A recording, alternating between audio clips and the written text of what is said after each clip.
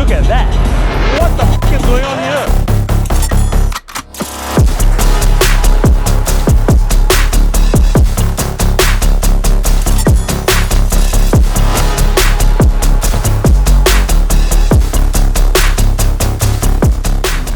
Just stepped off the plane in Shanghai airport, and we're here for something pretty special this time. It's the first time I'm covering a show in China. Who knew that one day I'll be in China covering a car show? It's pretty special. Really excited to get to Suzhou, which is an hour away from Shanghai. So gotta go through immigration now, and a very long cab ride to Suzhou. It's interesting in Shanghai because the Chinese Grand Prix was just over. It was literally last weekend, so this show is timed pretty well. Missed that though, that's a shame.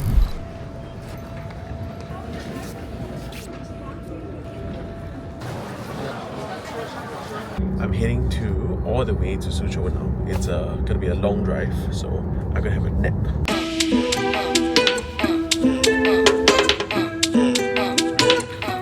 Right now it's such a long ride, but I'm finally here at the Cure. Hopefully I'm in the right hotel. What the f? Some creepy ass robot in the lobby.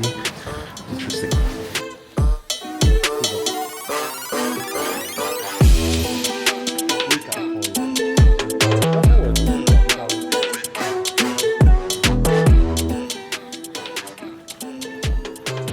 So we're finally here. It's been a longest journey from Singapore to Shanghai, Shanghai to Suzhou, but we're finally here in Suzhou. This is my room, and I'm going to bed. So I will see you in the morning when we get into the show. It's the day of the show, and we're up bright and early to head to the show. The show starts in about half an hour, so we're gonna start heading to the show. Might be a bit late because of the traffic, but we'll see how it goes.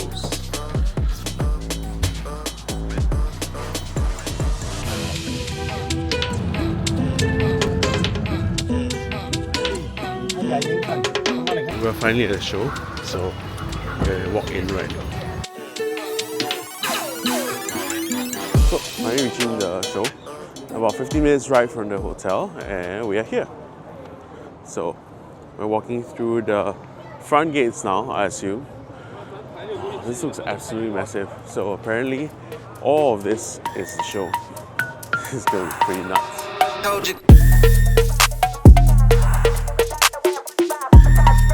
Trying to get my media pass. 没问题，好，没问题。Right, my pass has been acquired, so heading in right now. This is a massive ass queue. Look at the queue to go in. It's crazy, man. Okay, 谢谢. This show is absolutely massive. There are 9 halls for me to cover.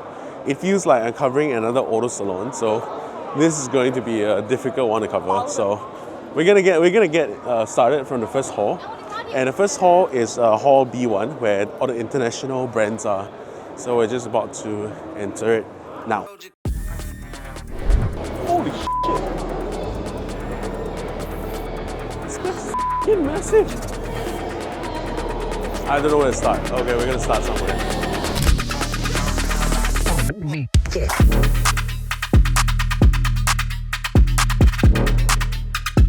Behind me are international brands, I guess. It starts off at Endless and AP Brakes. So there's definitely not a shortage of imported parts in China. So we're gonna check out their booths. We start at Endless booth. They have a Xiaomi car. We're running their Endless brake stuff. So I'm guessing the pads and rotors that are made for the car. It's interesting. This is China's Formula SA car. So I guess they're sponsored by AP too. I should come here inspired for the Singaporean team, huh? And US has their own team, and this is pretty cool.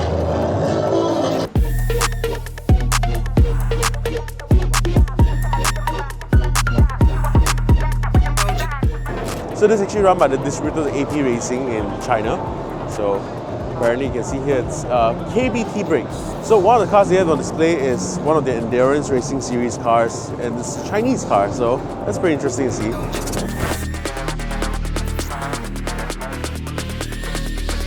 So we come here to a booth called Dakar. Not quite sure what they do, but they have a really cool Tandem 400Z here.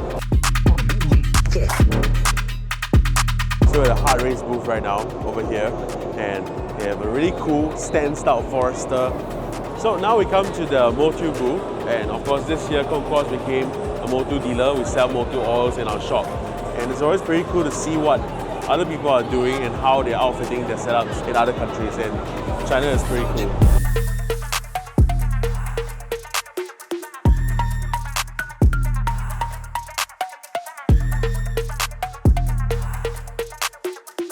So these are forged magnesium wheels. That's the wheels they use on race cars, and they have many designs. This is for 997 Turbo S, and this is for G87 M2. That's pretty cool. I don't know if a Kurosangi needs magnesium forged wheels, but if you're looking for a set, they have it. It's 13 kg for a wheel for a 23-inch wheel. Oh my god. The 19-inch wheel is only 7.3 kg. That's pretty cool. So asking me to try pick it up.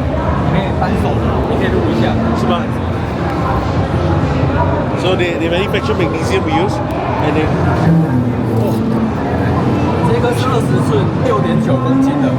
This is a 20-inch, 6.5 kg wheel. That's crazy. Oh, that's a Maserati Gran Turismo, and that's a Maserati Gran Turismo drifting in the background. It's pretty wild to see a Gran Turismo with a hydro handbrake inside, with no interior, all stripped out. But the original dash, you still have leather on the dash. That's pretty cool. I'm here to a carbon fiber manufacturer, and they're making carbon fiber body kits. This looks like dry carbon, man. That's so sick. Dry carbon body kit for the Zeekr. I don't know if this is a model that we have in Singapore yet, but look at that side skirt. Look at the detail. That looks pretty nice.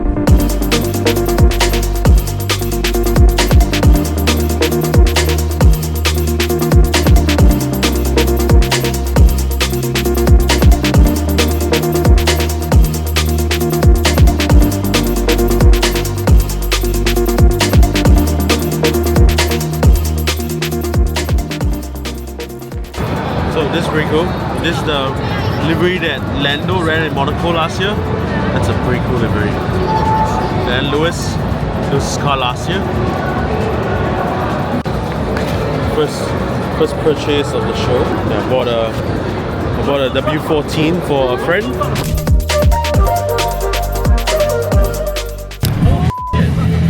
Everyone's taking photo of the girl on top. Look at what she's standing on. What the hell is going on here?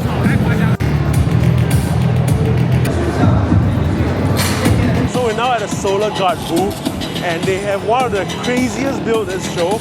I gotta show you what it is. Look at that! What the f is going on here? What the f? Who built this?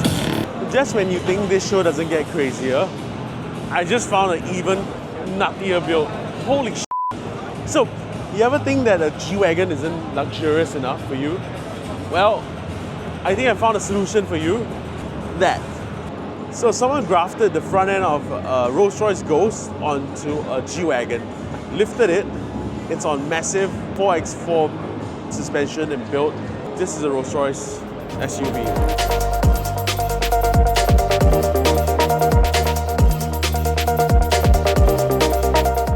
I'm at a Snap-on booth, and they brought something pretty cool.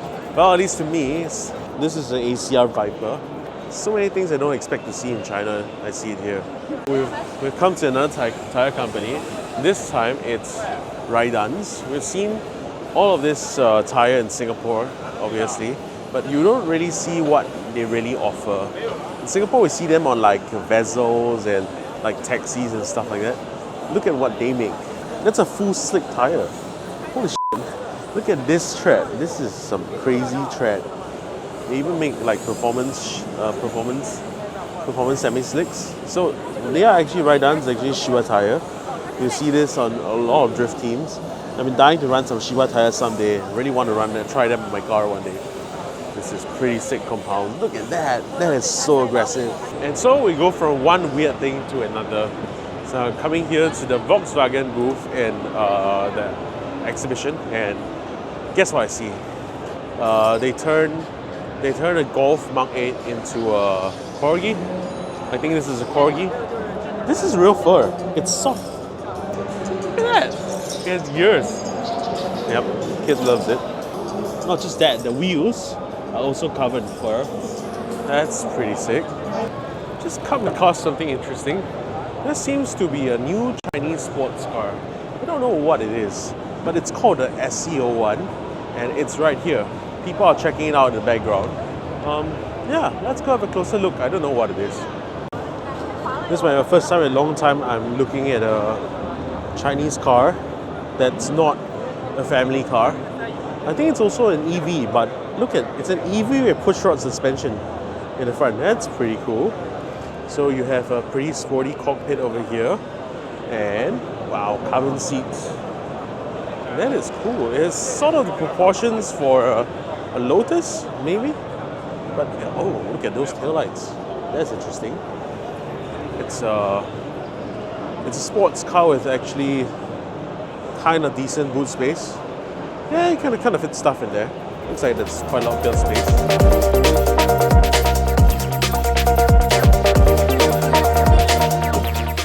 So I just trundled into the KW booth. Of course, there is a whole bunch of suspension on display, but there's something pretty special in the corner.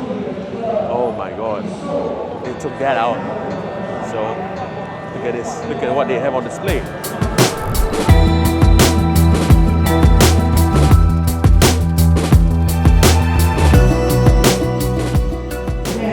They even have here Tomica World. So I wonder what the special event model is.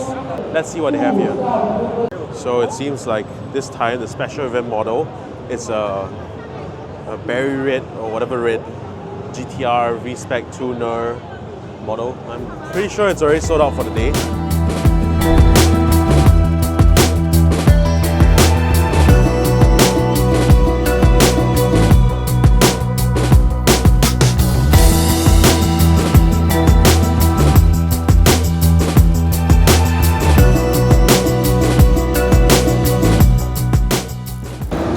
Something a bit sacrilegious in the Pandem booth, or rather DPLS booth. RX-7 here with the 2J. How dare you?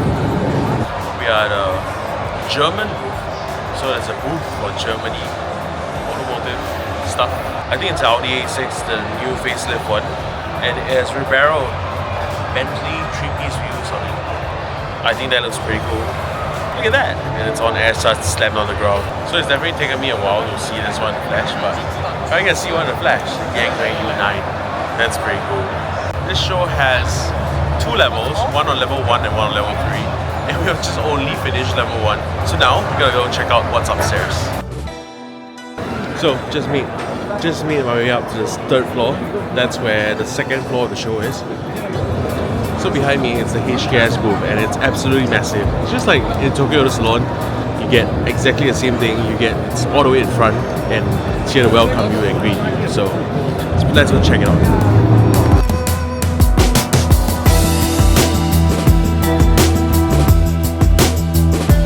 I love how the Recaro booth has become the unofficial resting area. Everyone's just chilling in the bucket seats that cost thousands of dollars.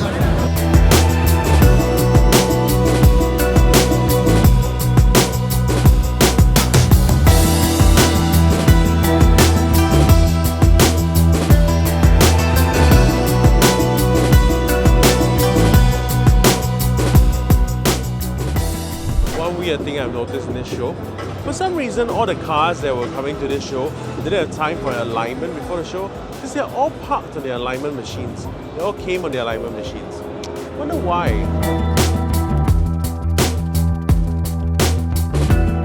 So, coming to China, I haven't really thought about being able to see some really weird cars. I was expecting to see some really modern, murdered out, or some sort of air suspension built of some BYDs or like seals and stuff like that.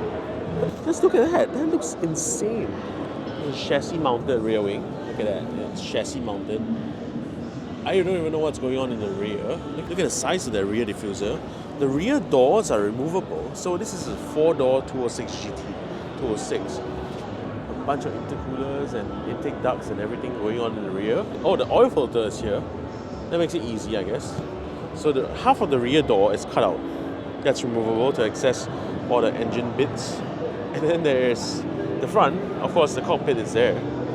Left-hand drive. And look at that splitter in front. Sorry, what was this built for? Where was this racing? This looks amazing. Look at that front fender. It's purely functional. All of it is definitely purely functional. This is a proper race car at some point.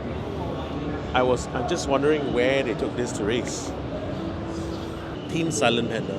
These are people building 206's race cars in China. So the show doesn't really only exist inside. Outside the halls, we have a whole bunch of cars parked outside. And it's pretty cool because these cars actually are on Hong Kong plates. They drove all the way from Hong Kong to Shanghai, or maybe they shipped the car here, I'm not sure. But it's pretty sick to see all these Subarus right here. Like, it's a collection of Subarus. Got GC8s here. This guy's sitting in his car because it's raining. It's absolutely raining right now. There is a VA. A Bagai, yes, it's called a Bagai. That's called a Bagai. And then the Blob Eye, and then a Hong Eye. This stuff you rarely expect to see in China. Like, what are these doing in China? That's a right-hand drive. Oh, that's from Hong Kong. Maybe these cars are from like local to China. So these are Chinese cars. That's from Hong Kong, and that's right-hand drive. So that's also from Hong Kong. And there is over here, I think this is a Cadillac Eldorado, maybe? I don't know. I'm not very sure. I don't know my American cars that well, but that's definitely Chinese. And there's a Gowing here with a 722 livery. That's pretty sick. I don't know what these are doing in China. And if we go over there, that's something that I've never seen in my life. That's a Pontiac Solstice. This is an extinct car from an extinct brand. This brand doesn't exist anymore. There's no more Pontiacs. And here in China, there are two. One in that color and one pretty stock one. And this was famous for being in Transformers. As you can see behind me, everything's shut down for the day already. So we're back tomorrow and hopefully I'll be able to cover everything else. I'll see you tomorrow. Right, so we're back here at the show today this morning and we are in this area that's in opposite the show. And we're going to check out some of the cars that are parked here. There's this car meet area that they allow participants to come and park their cars and show off. So it looks pretty cool. Behind me is the lineup over here. I'm going to check it out.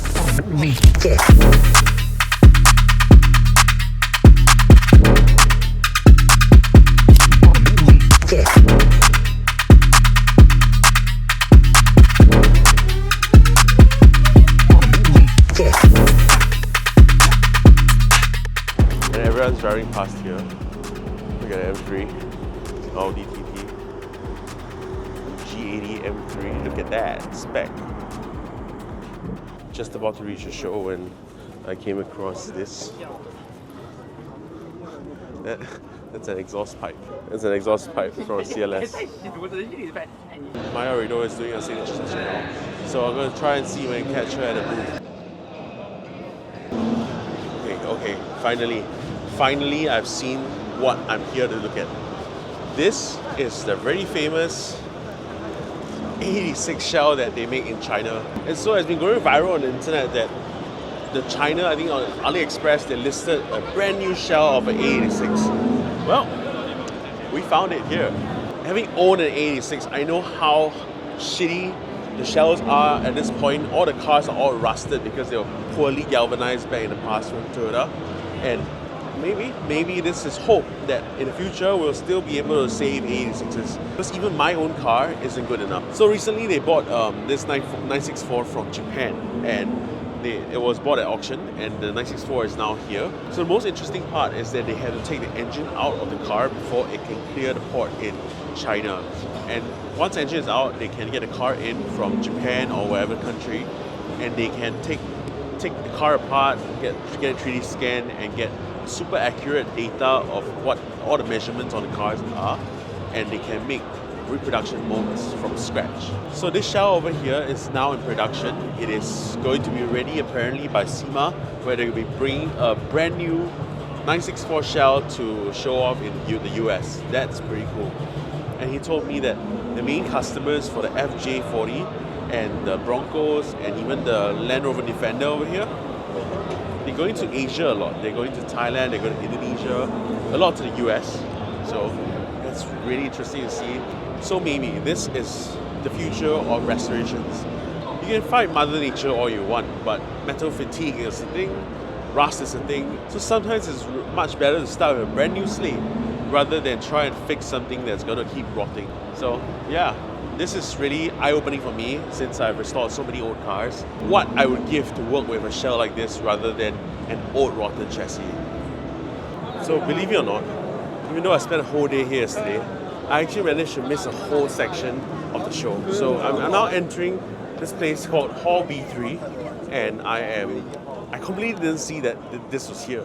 So this area is where you find all the standout local builds. So let's have a bit of an explore here.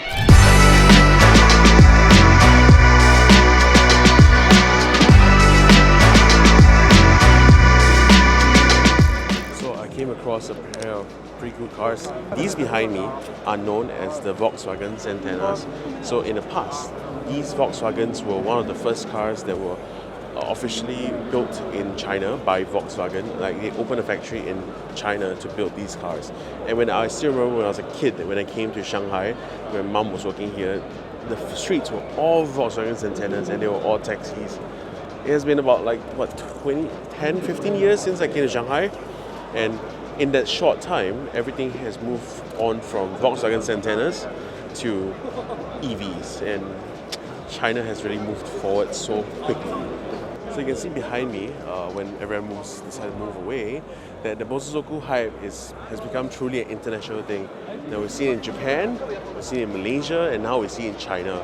So behind me, I'm not even sure what the car is, but there is a Motozoku built in China, which is pretty amazing to see because I can't imagine that this is legal in China, especially when it's being driven on the roads. If you can see the car, so you see the front of the car here.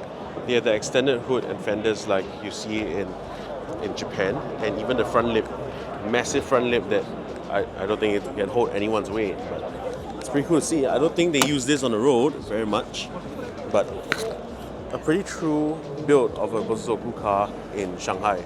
Wouldn't expect this to see this here, but it is. This build is so accurate to what you see in Japan. You have the tiniest steering wheel over here. And of course, all the Japanese magazine in front, and also Noboris in the seat.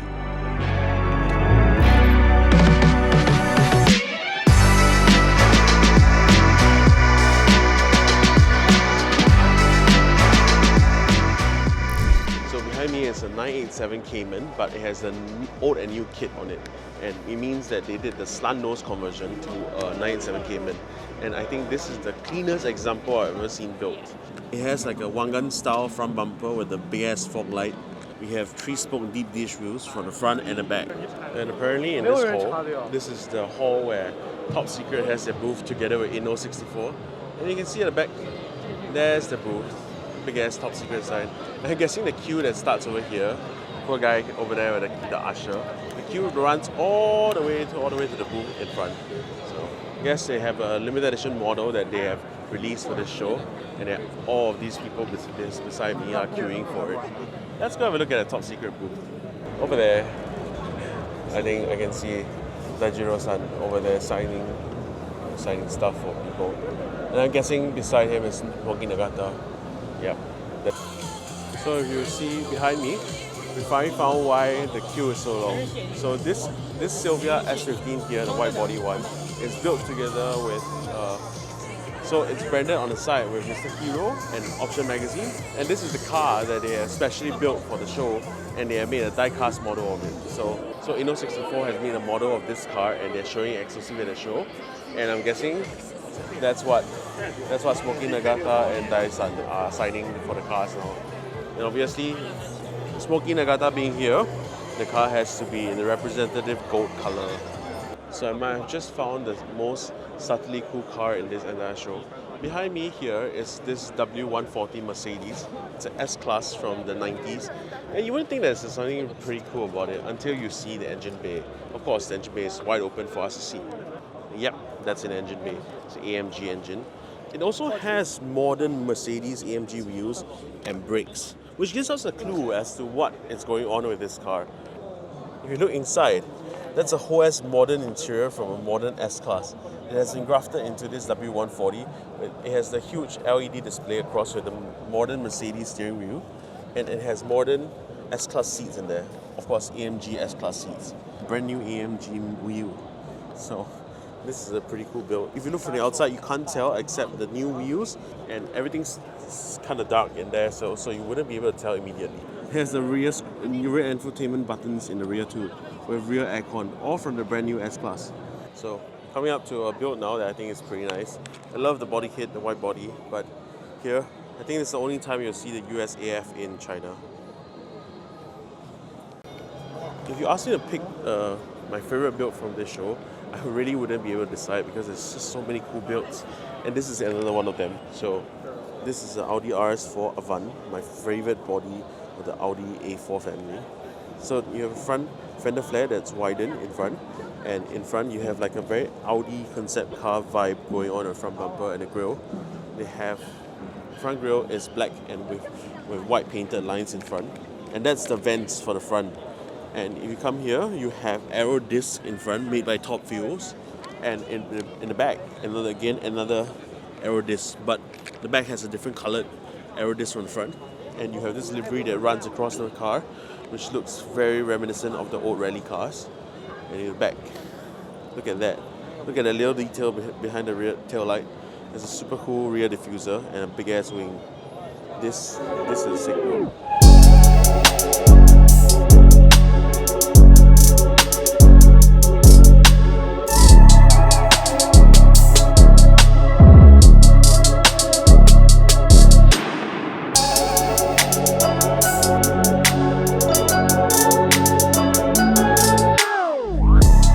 So these are the Pandem dealers in China. They have the Civic, they built over here. They have actually quite a few Pandem kits in the show already. I saw a Supra, I think I saw a GR86, and the Civic looks pretty sick.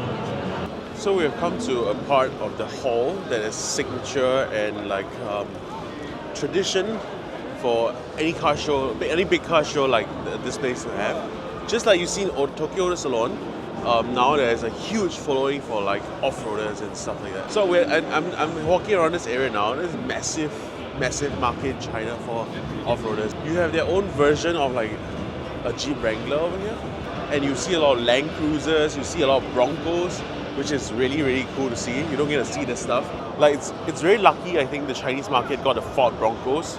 I guess it's easier because it's left-hand drive, and you get a lot of American trucks like the Ford Ranger. You have the Wrangler there, but everything left-hand drive.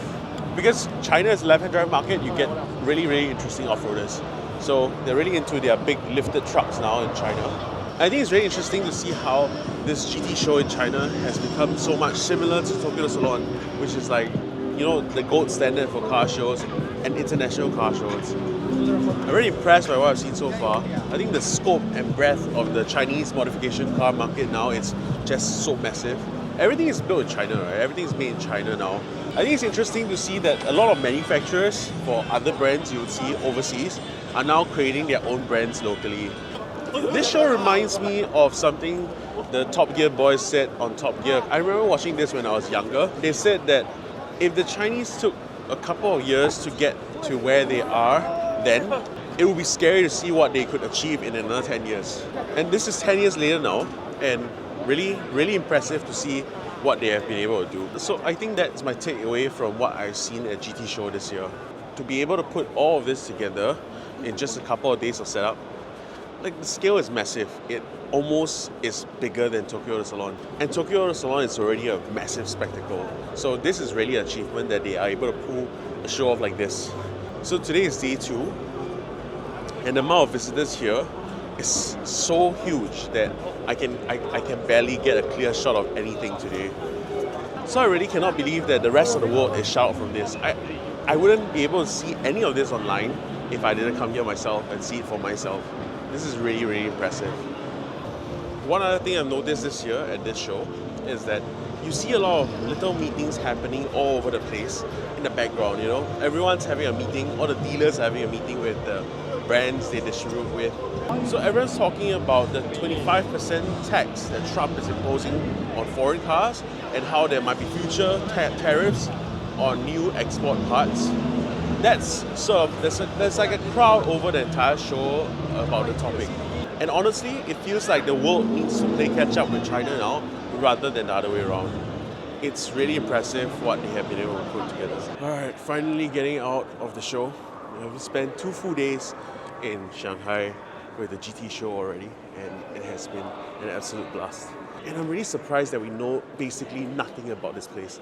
Like, you don't see anything on YouTube, you don't see anything on Instagram, obviously because there is a firewall. But how does a show this big and this great not exist anywhere on the internet? I'm just really baffled. So hopefully one day the show gets the recognition it deserves, because honestly this is such an amazing experience. So if you're already bored of Tokyo Salon or SEMA or any of the other big shows out there and you want to try out a new country, why not China? Because I had a great time here in Suzhou and this has been a really good show. And so I hope you enjoyed this one and I'll catch you in the next one. Please like and subscribe to the video if you enjoyed this one. I'll catch you in the next one.